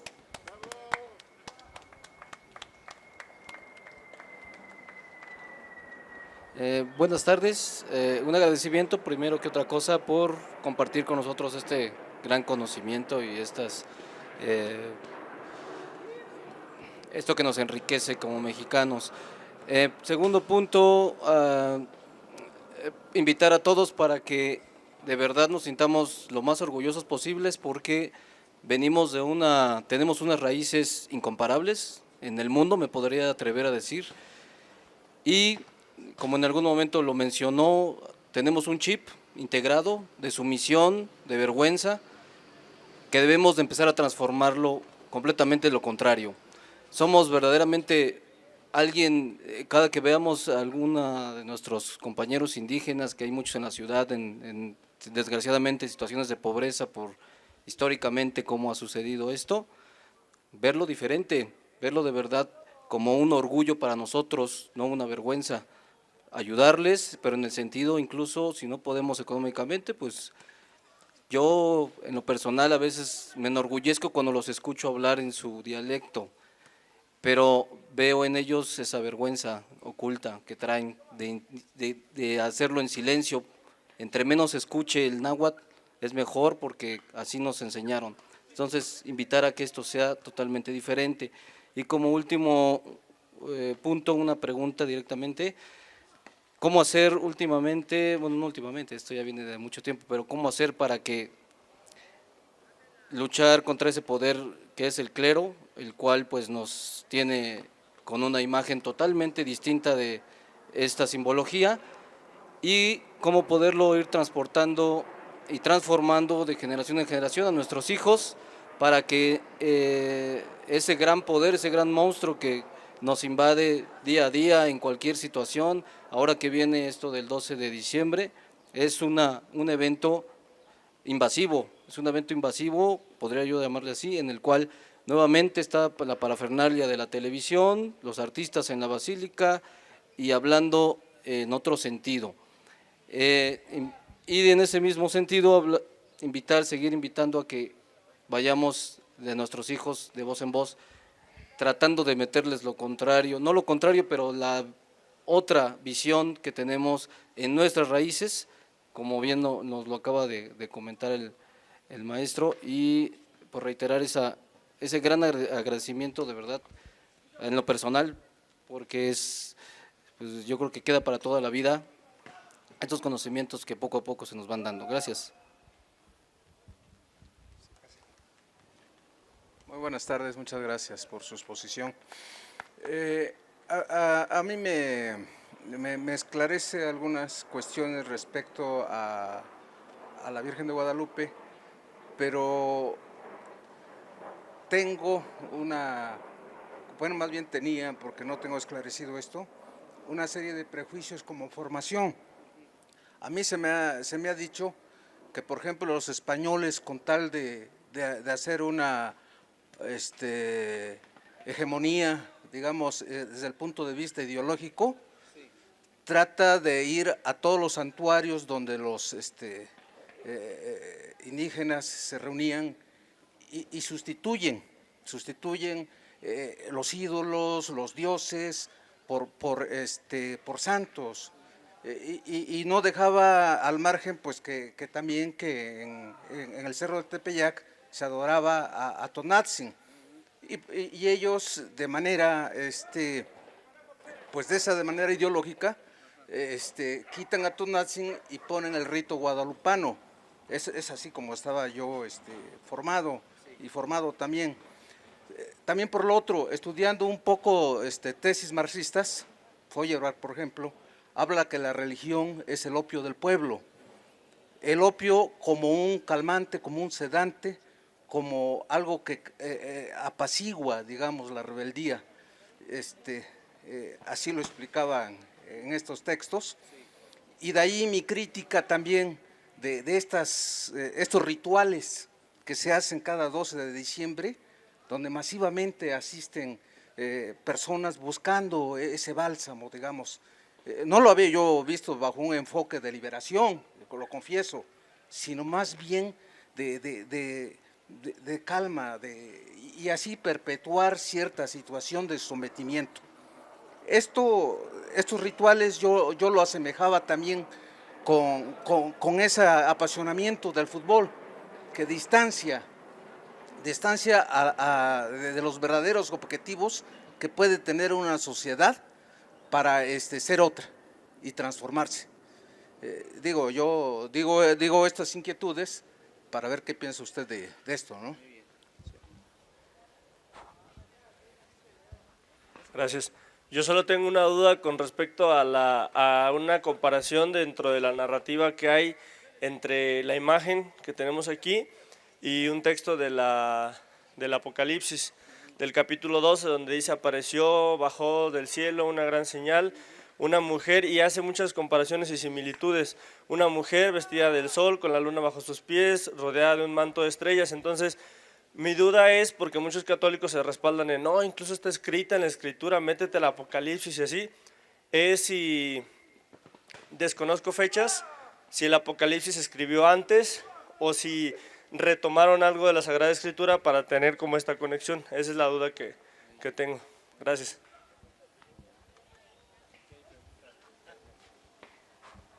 Pregunta Carlos Figueroa: ¿cuál es el papel de la Virgen del Convento de Guadalupe en Extremadura, España, para la conversión del catolicismo, tomando en consideración que la mayoría de los españoles que vinieron a América, como Colón, Hernán Cortés, Pizarro y aún los reyes de España que acudían a ella, eran sus devotos? ¿Por qué no se habla de ello? ¿Puede hablar del pastor Gil Cordero, a quien apareció esta Virgen anterior a la nuestra? Es lo que pregunto.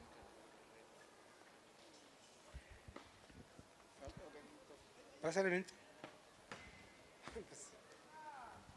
Sí, la exposición que acaba de hacer en torno a este proceso es muy interesante, y yo ahí descubro un proceso de no nada más de perversión de su significado por quienes tomaron después el control de la iglesia en este país. Algo parecido a lo que ocurrió cuando surge el cristianismo. Si ustedes recuerdan, y creo que lo dijo en una parte, la intención del ente Jesucristo, hablando materialmente, no la deidad que nos han vendido, también en su proceso de constituirse en una ente hegemónica e institución, la iglesia se fue cosificando. Lo mismo pasó con este proceso de Tonantzin, a convertirse en lo que hoy tenemos como una falsa religión, cuando tenía otro fin, otra finalidad, lo mismo que el cristianismo en sus inicios. Y es el papel que han jugado todas las religiones, que son el abrazamiento de la criatura agobiada por los males de este mundo. Buscan en ese tipo de deidades y en este tipo de respuestas, pues una salida. Lo dice Nietzsche: ante la falta de una salida explicativa, fehaciente de lo que está pasando, de lo que nos rodea, se busca el abrigo de ese pensamiento mágico religioso, como lo trataron de encontrar nuestros antepasados en esta parte, y en su instancia, en su circunstancia, los que idearon el cristianismo, ¿no? que hoy paradójicamente vemos que en mismo Israel, allí en Jerusalén, hay 3 religiones. El cristianismo no es la hegemónica, está el antiguo judaísmo y está los musulmanes, o el islam, perdón. Y aquí la gente que profesa el catolicismo, pues es más papista que el Papa, cuando allá, en esos lugares, no son tantos, o sea, hay 3 religiones ahí.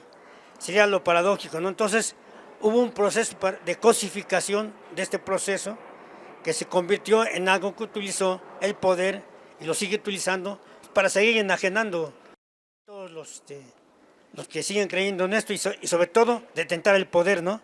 No nada más material, sino también espiritual, y lo meten en la educación.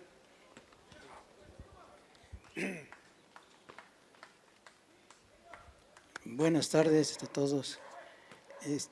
A mí nada más me surgen algunas preguntas respecto, hablando precisamente de darle continuidad a lo que comentaba el compañero que me antecedió, del proceso, ¿no? El proceso, ahorita lo que yo alcancé a entender, más bien ubicarme en el siglo XVI y en los 30, 40 años posteriores a la conquista, ¿no? Entonces, en ese aspecto, el proceso que se da en los 300, el resto de la colonia, ¿no? Cómo se fue dando esa relación, cómo se fue dando esa transformación por parte, pues, de los conquistadores, ¿no? Y esa interrelación también con el papado, ¿no?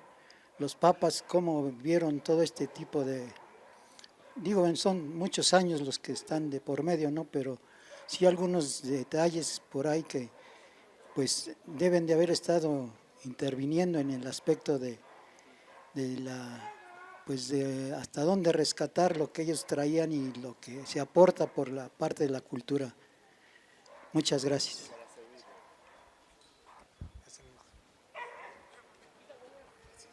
Buenas tardes.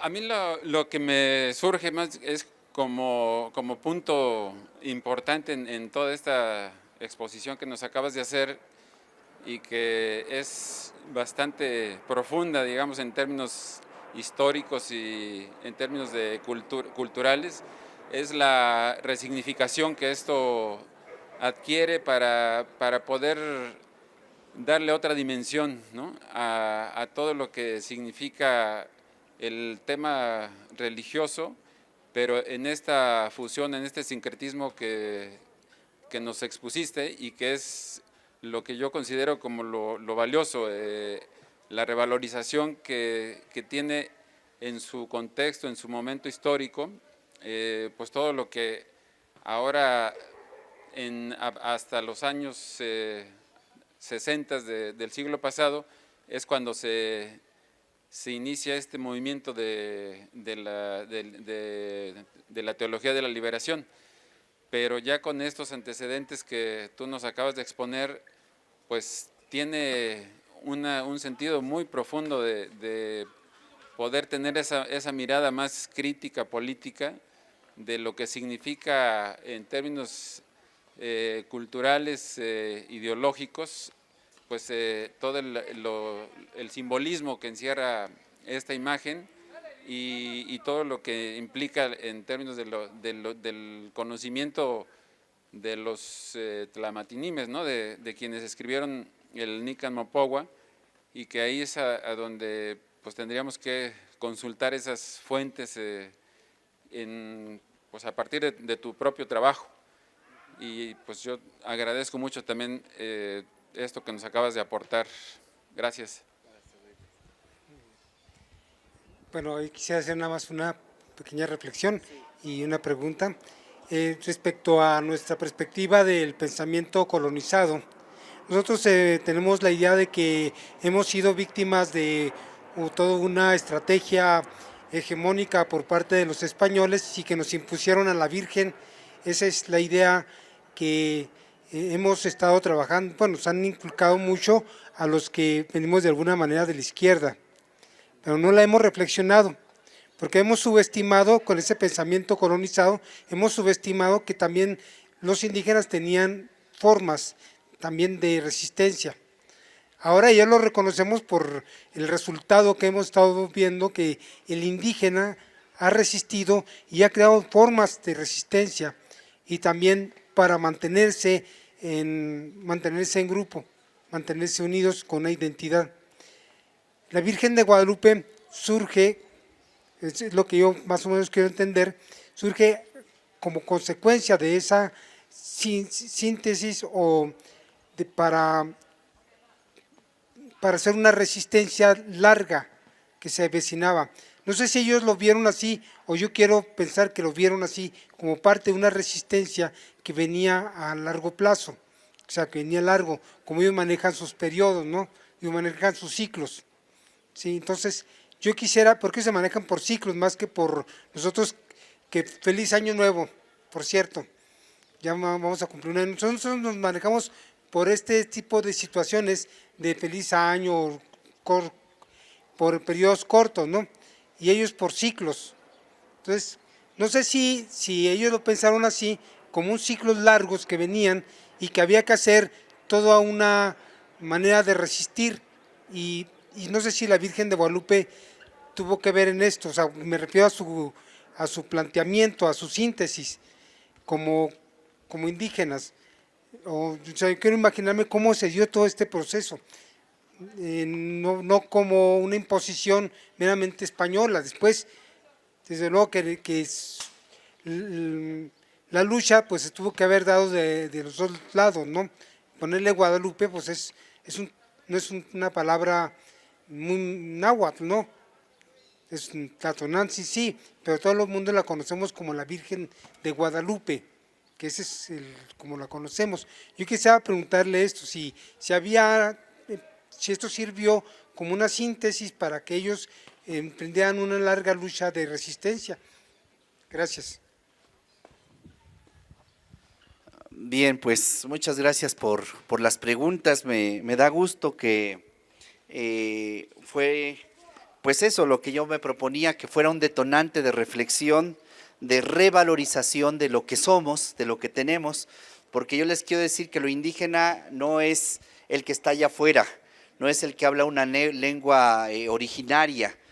Indígenas somos nosotros, estamos inevitablemente constituidos por lo indígena, no solamente genéticamente, sino culturalmente. Si nosotros vamos a cualquier país europeo y los metemos allí, ustedes van a empezar a llorar por las tortillas, van a empezar a llorar por el sol que nos acaricia todas las mañanas, van a querer que pase pasen por sus tamales oaxaqueños calientitos, van a querer, se compran colchones, etcétera. O sea, lo que somos, el etos de lo que somos, ¿no? Porque somos, como una cultura, somos, como toda cultura, una creación fantástica del espíritu humano. Me voy a empezar con el tema del Apocalipsis, porque de allá para acá. Cuando me inviten la próxima vez, ya me estoy apuntando, lo que tenemos aquí, tenemos un modelo iconográfico, efectivamente.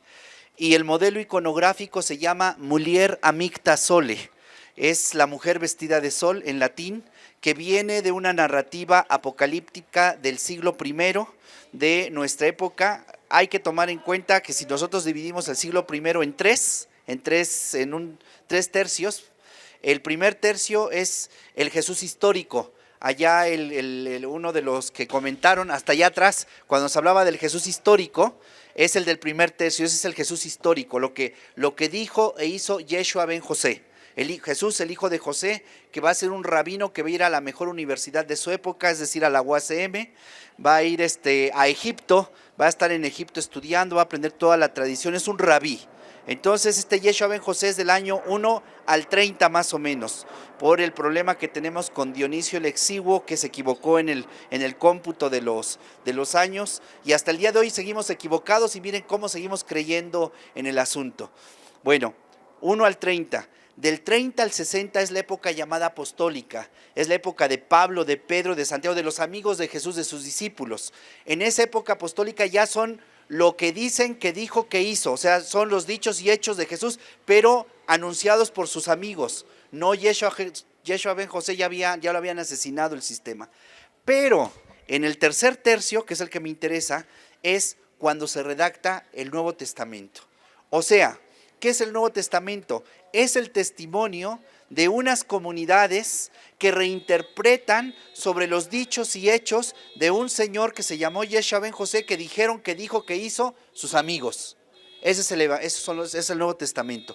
Y el último de estos textos, en una situación de persecución en contra de toda esta comunidad de los llamados mesiánicos, es decir, los cristianos, es el Apocalipsis.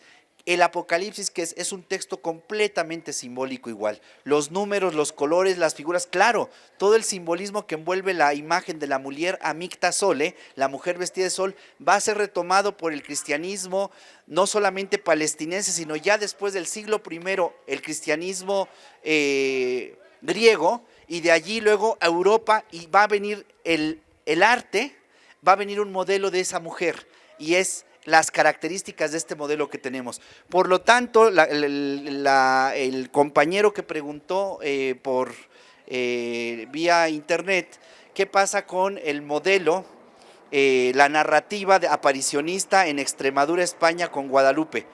Analógicamente hablando, lo mismo que Guadalupe en México. Pero la diferencia es que la Guadalupe en Extremadura no tiene que ver absolutamente nada con esta Guadalupe, la imagen que está en el altar mayor. En el altar mayor es más una virgen como de San Juan de los Lagos, es una imagen pequeñita, hecha con madera negra, y tiene también una narrativa aparicionista, que es también la que van a tomar los redactores del Nican Mopogua, pero conjuntada, como lo mostré yo aquí, con el Cuicapeucayot o el origen de los cantos. Entonces también hay un hecho milagroso de un pastor que se le aparece una virgen, etcétera, etcétera, y eso es la Virgen de Guadalupe en Extremadura. Por obvias razones, la influencia europea de los colonos y los conquistadores que vienen de la región sur de España, que es Extremadura, vienen con una fuerte influencia de esta Virgen, que va a ser la Virgen de Guadalupe. Pero cuidado, la Virgen de Guadalupe en España, al igual que Santiago, son las imágenes sagradas de la hispanidad. Por eso, cuando llegan los invasores, los cristianos europeos a México, gritan Santiago y a ellos, porque están reproduciendo la experiencia de guerra que tuvieron contra los musulmanes que permanecieron durante 7 siglos en la península ibérica. Entonces nos llegan elementos de tradición musulmana a América con Guadalupe. Claro, el nombre mismo es un nombre construido con dos elementos, una parte latina y otra parte árabe. La parte latina, lupus lupi, en latín quiere decir lobo. Guadi quiere decir agua, río. De ahí viene Guadalajara, Guadalquivir, Guadalete, todo tiene que ver con agua. Guadalupe quiere decir río de lobos o río donde se juntan los lobos. De ahí viene el nombre que vamos a retomar nosotros. Y miren qué interesante, vinculamos lo cristiano, lo indígena y lo musulmán, para que vean lo que nos puede dar como un elemento de diálogo intercultural, la imagen. Efectivamente, se trataban de cultos de sustitución, es la estrategia que van a implementar los franciscanos. Pero cuidado, mis hermanos, mis colegas, iba a decir mis estudiantes, pero no, ustedes reclamarían y diríamos, bueno, compañeros, camaradas, cuidado, no por tirar el agua sucia vayamos a tirar al chamaco, no vayamos a tirar. La idea es la siguiente, la idea es encontrar los elementos encubridores, ideológicos, no solamente en el acontecimiento del Tepeyac, en todas nuestras prácticas, en todas las prácticas culturales que tenemos, encontrar los elementos ideológicos, desenmascararlos y rescatar el contenido crítico, emancipador, liberador que tienen los diferentes procesos. Guadalupe, yo creo que tiene una intencionalidad estrictamente crítico-liberadora. Ellos no, Juan Diego, ¿a dónde iba a hacer práctica de religión? Va desde su rancho, pero dice, voy a Tlatelolco a seguir lo que nos dicen tus sacerdotes. ¿Y qué le dice Tonantzin? No, mijito, no te me vas a Tlatelolco, te me vas para otro lugar.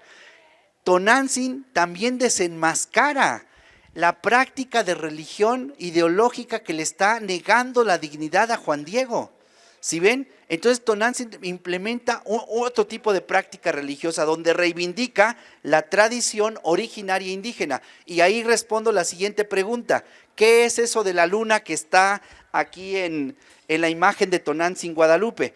Si vemos la imagen, tiene muchísimo simbolismo, efectivamente. El de la mujer Amictasole tiene el sol, tiene la luna, tiene las estrellas y tiene, bueno, la corona, no la tiene aquí Tonantzin, pero sí la tenía originalmente. Luego miren las sinvergüenzadas que son, un obispo mandó borrarla, la corona aquí se le alcanza a ver todavía, le borró su coronita para que la pudieran coronar como emperatriz de América. Vayan viendo el uso ideológico. Contra eso nos oponemos, pero cuidado si votamos a Tonantzin y a su narrativa. No, la narrativa no sirve. Yo les digo siempre que nosotros tendríamos que andar buscando los granos de oro. El problema que tenemos nosotros en todo movimiento social o en todo movimiento político crítico es que queremos inventar todo de nuevo, como si no tuviéramos procesos, tradiciones ya de reivindicación y de lucha. Yo les he dicho que doña Chole, que vende los tamales, es un grano de oro porque ella está desde las 6, 7, 8, 9, 10, 11, 6 horas diario allí en la esquina relacionándose con toda la comunidad. ¿Qué tal si nos ganamos a doña Chole y le hacemos crítica y entonces tenemos un grano de oro que está trabajando diario 6 horas allí creando conciencia y transformación de nuestra comunidad y creando vínculo comunitario? Si tenemos comunidad, colegas, camaradas, si tenemos comunidad, tenemos cualquier cosa. Si no tenemos comunidad, estamos como estamos. Por eso, a quien se le daba tristeza de ver tanta gente que pasa y va a la basílica, ya, claro, tiene una concepción religiosa funcional, pero ya tiene el chip metido. ¿Qué hay que hacer? Darle la vuelta al chip y reivindicar la concepción crítica. El lugar hermenéutico es fundamental.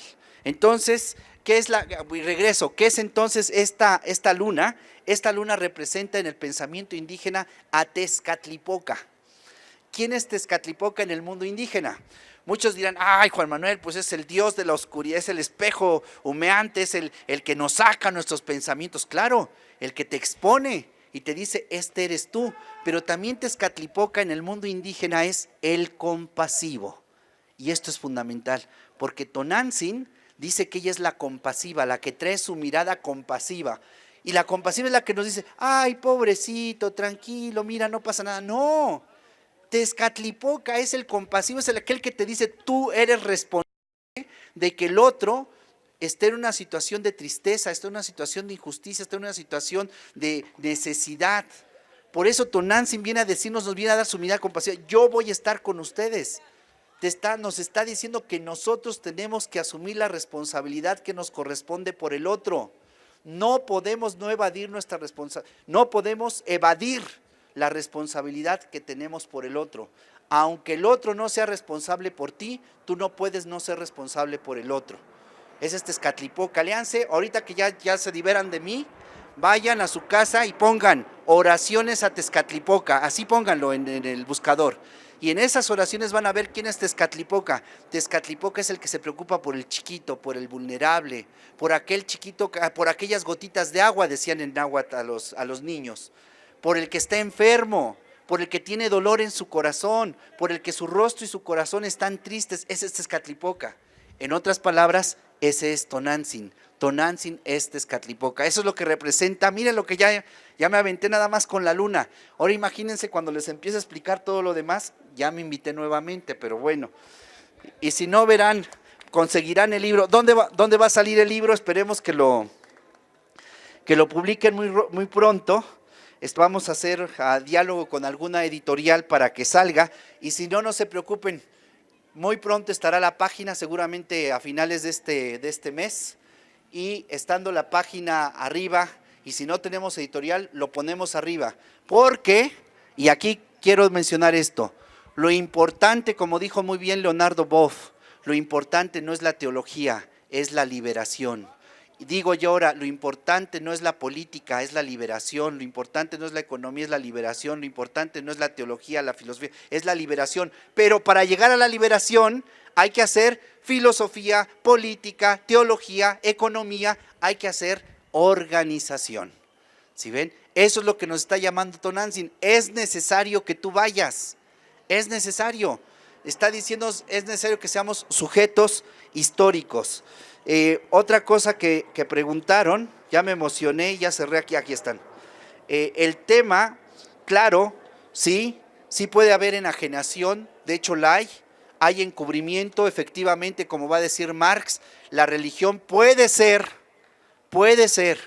cuando no es crítica, el opio del pueblo, y lo ha sido, y seguramente lo seguirá siendo, pero también la religión puede ser, como dice Ignacio Ellacuría, el gran teólogo de la liberación que asesinaron allá en la UCA, en la Universidad Simeón Cañas, junto con los jesuitas, puede ser y es en el contexto nuestro más importante incluso que la filosofía. Y miren que se lo está diciendo un filósofo.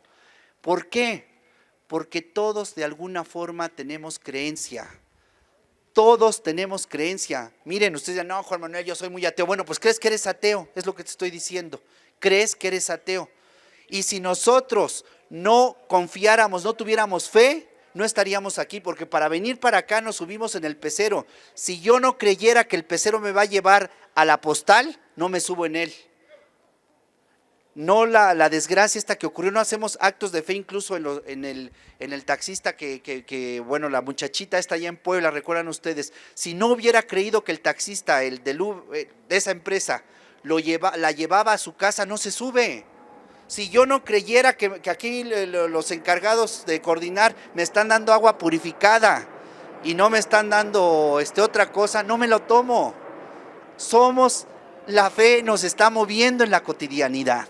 Es más, cuando yo tomo un libro, hago un acto de fe en el que escribe el libro. ¿Sí ven? El problema no es la fe, es una condición existencial. El tema es si esa fe es crítica o es funcional. Ese es el tema. ¿Y cómo le hacemos para que esa fe devenga crítica? Porque en su origen, lo dijeron muy bien ustedes, Yeshua Ben José es una práctica de transformación. Por algo le costó la vida a su movimiento. Si no hubiera muerto así como en su casa de viejito. Juan Diego, digan, ¿dónde está Juan Diego? A ver, díganme. Es el simbolismo, es el pueblo, somos nosotros. ¿Ven? La cuestión es para que después de esta plática, si son más guadalupanos, es asunto de ustedes. Es un asunto es su fe, yo la respeto muchísimo, o su no fe, aunque dicen que no tienen fe, pero tienen fe que no tienen fe. Bueno, lo que quiero decir es, esto nos tiene que ayudar a creer en nosotros mismos como pueblo. Ese es el mensaje de Tonantzin. Primero, que la injusticia no es natural. Juan Diego, es necesario que tú vayas. Y segundo, que no es para siempre. O sea, se puede transformar, se puede, y lo más importante es que Juan Diego vive la transformación, la vive realmente. Hace que el Tepeyac, un lugar donde había, dice el relato, sequía, espinas, hierbas, lo hace una transformación, dice, que todo se torna felicidad, se torna un lugar de flores, el lugar de las flores. Apocalipsis, todos hombres de fe, significación de la dimensión. Estoy de acuerdo con usted. Tenemos que resignificar las cosas. Tenemos que resignificar, tenemos que vestirlas del contenido profundo. Si ustedes en una bronca con su vieja, con su viejo, con el hijo, con la hija, no descubren lo fundamental y nos quedamos nada más en lo externo, ya no corrió el asunto. Tenemos que ver qué está de allá, qué está de fondo y tomar el pretexto, cualquier pretexto para crear procesos de transformación, de concientización, cualquier pretexto, hasta el ladrido del perro puedo agarrarlo y a partir de allí empezar un proceso de concientización. Hay que prestarle atención al pobre perrito y no tanto al amigo que está allí. ¿Ven? Tenemos que ver de qué manera cualquier pretexto es bueno para anunciar una buena noticia y para denunciar una situación injusta. El pretexto es fundamental. Aquí tenemos, en lo simbólico es el pretexto natural, por ser simbólico podemos resignificarlo, ¿no? El mandar obedeciendo y para todos todo. Pues es la práctica indígena, es la práctica indígena de que el que manda es porque tiene legitimidad, es decir, obedece a la comunidad. Esto no es solamente de los pueblos originarios de América, no. Ustedes lo encuentran perfectamente en Egipto. Hace 3000 años antes de Cristo ya estaba planteado el tema. El faraón está para servir a la comunidad.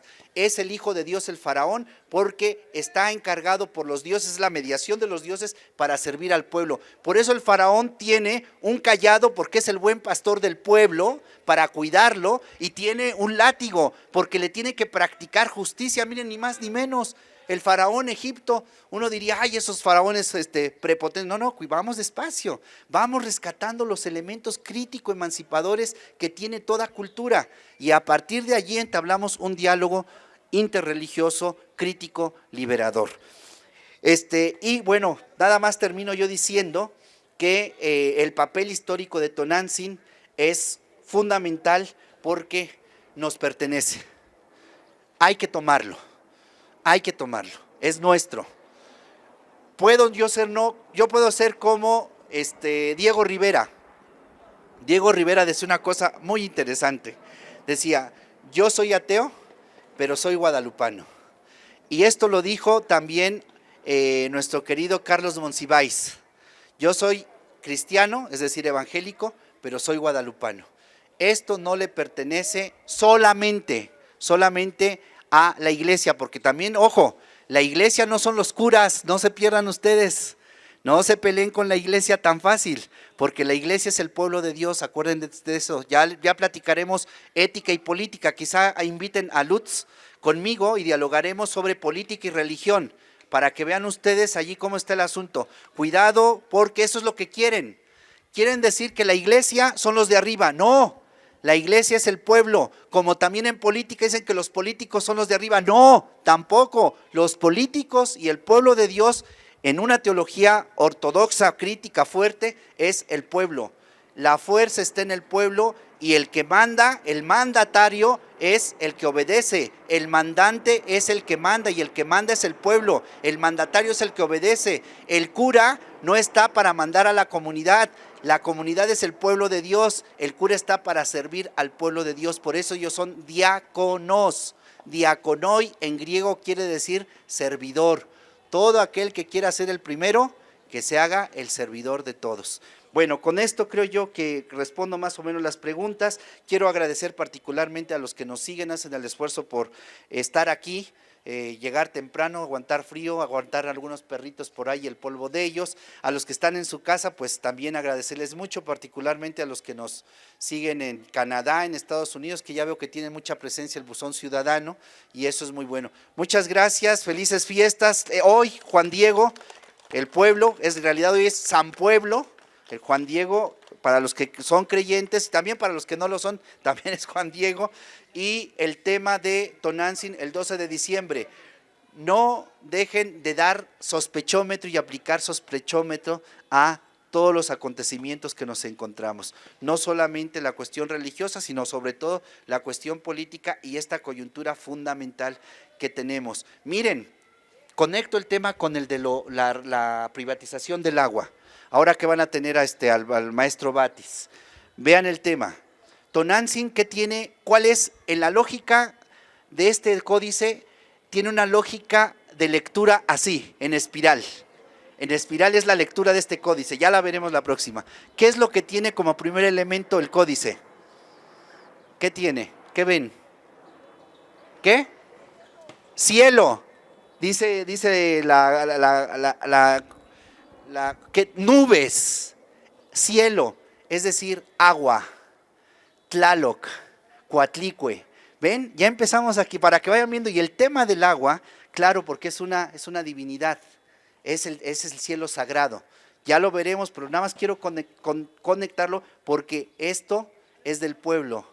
El agua es del pueblo, es de la comunidad, está para el servicio del pueblo. Y cuidado que la reforma que se acaba de hacer abre descaradamente estos cínicos del Frente Ciudadano y los priistas de la Asamblea Legislativa acaban de abrir la posibilidad, y si la abrieron es porque ya tienen planchado el asunto, de la privatización del agua. Y que sepan los priistas, los panistas del pueblo, que son como nosotros, que también ellos los van a perjudicar. Entonces hay que dialogar y discutir con ellos porque el asunto no está nada fácil. Muchas gracias y buenas tardes. Entonces le hacemos de una